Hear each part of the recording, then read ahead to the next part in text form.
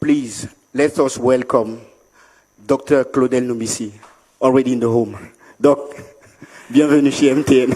Merci. C'est un grand plaisir pour moi d'être là aujourd'hui et de partager avec vous, parce qu'il s'agit effectivement d'un partage. Moi, je ne suis pas un enseignant qui donne des connaissances qu'on doit réciter. Donc aujourd'hui, nous avons 60 minutes pour parler d'entrepreneuriat, pour parler d'argent, parce que lorsqu'on gagne 1 million, il faut bien qu'on sache exactement ce qu'on va en faire. Et il sera donc question pour moi de vous montrer quelques astuces qui vont vous permettre de pouvoir capitaliser sur ce que vous avez gagné. Et même si vous n'avez pas gagné, si vous êtes un entrepreneur, si vous souhaitez devenir entrepreneur, si vous êtes salarié, ou alors si vous êtes un individu lambda, d'accord, par exemple un étudiant, un élève, vous avez toujours besoin de savoir qu'est-ce que vous devez faire de votre argent. La Covid-19, c'est un virus qui a entraîné carrément une pandémie.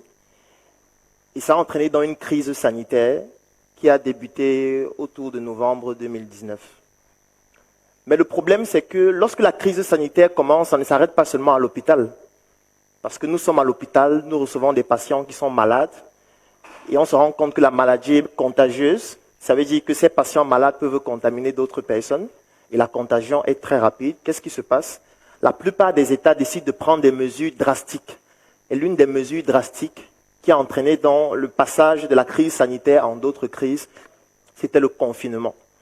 La plupart des pays dans le monde ont procédé à des confinements de la population. Parfois partiels, parfois un confinement total, comme dans des pays comme la Chine, ou alors des pays comme l'Inde, ou des pays comme la France. Et lorsqu'on confine les gens, ça veut dire que les gens ne travaillent plus. Ça veut dire que si dans une usine, il y avait 500 personnes qui travaillaient, on n'aura plus 500 personnes parce qu'il faut respecter la distanciation sociale. Ça veut dire qu'on ne va plus au supermarché. Ça veut dire qu'on n'utilise plus sa voiture. Ça veut dire que les dépenses qu'on faisait dans des supermarchés, ce n'est plus le cas. Ça veut dire que le chiffre d'affaires des entreprises ne fait que baisser. Ça veut dire que les personnes paient de leur travail. Il y a certains pays qui ont eu à mettre sur pied des plans de relance. Ça veut dire que l'État subventionnait les gens qui ne travaillaient pas. Mais ce n'était pas le cas dans tous les pays. Parce que par exemple au Cameroun, j'aime toujours dire qu'il y a eu un confinement plus ou moins. C'est comme ça que j'aime appeler ça. Parce que c'est très compliqué de confiner les gens sans mesure d'accompagnement pour leur permettre de survivre. Parce que si vous confinez les gens et les gens ne peuvent pas survivre, en fait, ils vont ressortir de la maison à cause de la famine. Et là, c'est une autre crise que ça entraîne. Et lorsque les gens sont donc confinés, ça veut dire que la crise sanitaire a entraîné une mesure comme le confinement. Et là, ce n'est plus seulement une crise sanitaire. Ça entraîne maintenant une crise économique. Parce que le chiffre d'affaires des entreprises diminue. Il y a certaines entreprises qui ont fait faillite, et j'en connais plusieurs ici au Cameroun. Il y a certaines personnes qui avaient pris des crédits pour lancer leur entreprise, et à cause de la Covid, leur entreprise a fait faillite. Et le crédit ne fait pas faillite, parce que celui qui vous a prêté de l'argent, ou emprunté de l'argent, lui, il ne va pas gérer le fait que votre entreprise a fermé. Donc, c'est ça qui entraîne donc une crise économique. Lorsqu'on ferme les frontières d'un pays, ça fait en sorte que, par exemple, un pays comme le Cameroun, qui vit de l'exportation de ses matières premières, comme le cacao, comme le coton, comme le bois, lorsqu'on ferme les frontières, ça veut dire que les recettes douanières diminuent. Lorsque les recettes douanières diminuent, ça veut donc dire que les entreprises qui sont en train de faire faillite là, qui payaient les impôts, même les impôts diminuent. Donc, ça entraîne aussi une crise économique, et la crise économique entraîne la crise sociale.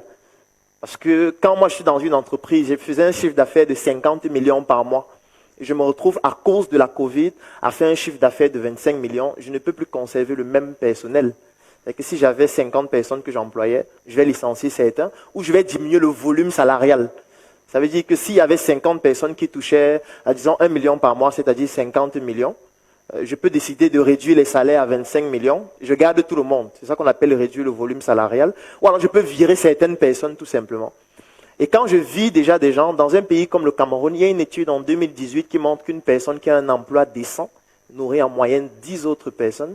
Ça veut dire que lorsqu'on vit 10 personnes, en réalité, il faut multiplier ça par 10 pour voir le nombre de personnes qui sont impactées. Donc c'est comme ça qu'on quitte d'une crise sanitaire qui était à l'hôpital à une crise économique qui aboutit à une crise sociale. Donc en fait, c'est 3 crises en même temps qui se produisent.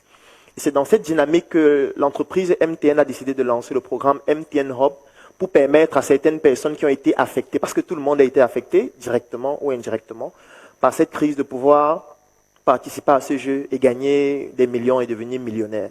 Mais ça ne s'arrête pas là. Parce que dès qu'on devient millionnaire, qu'est-ce qu'on fait de l'argent? Même si on n'a pas gagné le jeu, comment on fait pour rebondir après la crise? Si on était un élève, si on était un étudiant, si on était un salarié et qu'on a perdu son emploi, si on était un entrepreneur et qu'on n'arrive plus à générer un chiffre d'affaires conséquent. Donc en fait, cette présentation qui va durer 1 heure de temps aura pour but de toucher à toutes ces cibles-là. Ça veut dire que ce soit des personnes qui ont gagné le concours ou plutôt le jeu concours, ou alors toutes les autres personnes qui ont été impactées par la crise directement ou indirectement.